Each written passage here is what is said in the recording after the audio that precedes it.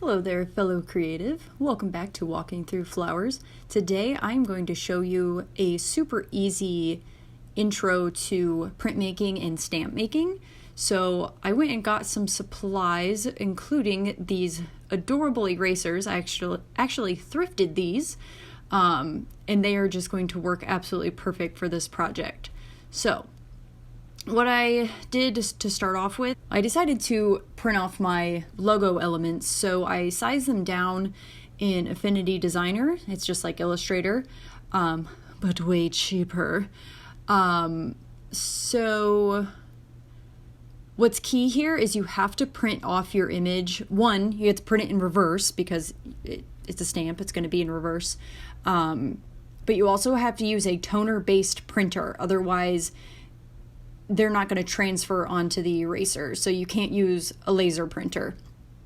So I just cut them out and placed them on the erasers to transfer the image. It's just like a temporary tattoo, but you're going to use nail polish. So you place the image on the erasers, or you could even use like actual carving block material. I was really expecting I don't know why, I was expecting the entire image to transfer, but I got kind of, what I thought was lazy, and because I heard that you could use heat, so you can't put the heat directly onto the eraser. So I'm like, oh, masking tape will work.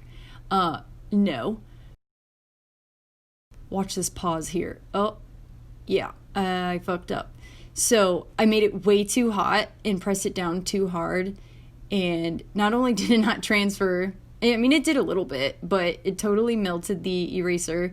So I was pretty bummed about that, but all I did was just flip it upside down and cut another one of my, another one of the graphics out. I made several copies just for this reason.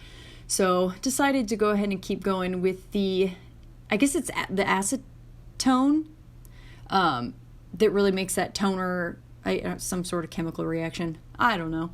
I would definitely advise not putting too much. Oh, don't use a cotton ball. Definitely use a reusable cloth because it's more eco-friendly. But don't douse the washcloth in acetone or your nail polish remover, because then it's gonna like almost make the toner pool up, and then your lines aren't gonna be very clean. Which I guess they're not really clean anyway. So here I'm just dabbing, and then I decided to trace with a fine point Sharpie, just that way I don't lose any of the lines as I'm carving out. And what's nice here is that my logo, the lines are kind of, I don't want to say janky, but they're like uneven, and they're not one thickness all the way around. There was a lot of room for me to kind of play around with these.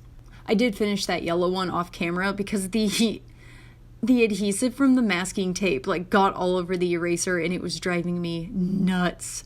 So I just kind of did that off camera to make sure I knew what I was doing. I got really nervous actually starting this because I've done this before. I did it in high school, in junior high. No, I did it in junior high and college. But like I was super nervous, and it was my first project since then. So, there really was no pressure, but for whatever reason I got mad nervous about it, but it really turned out well. When you're using the gouging tool, watch your fingers.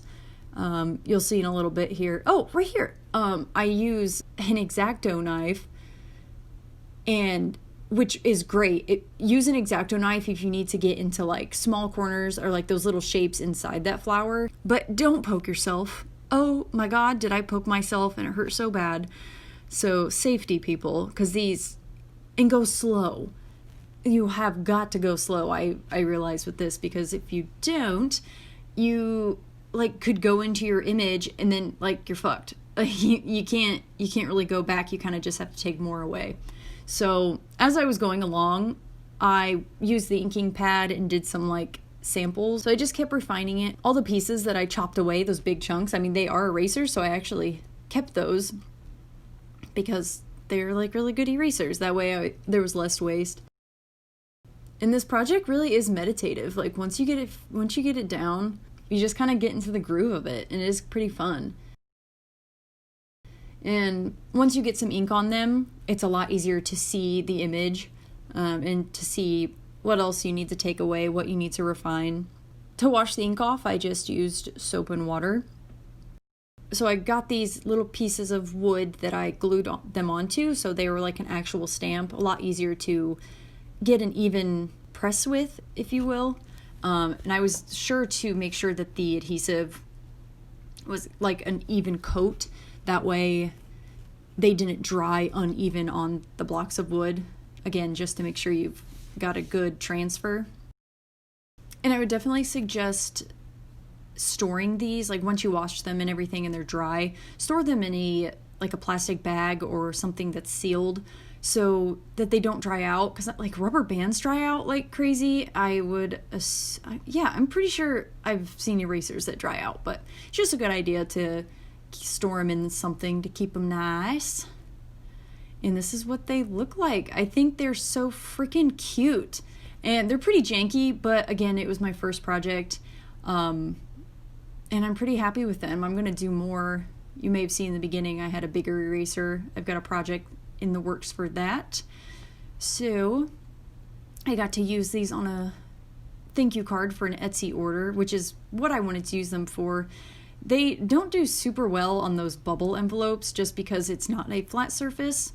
But they're still awesome. They really have a homemade look to them.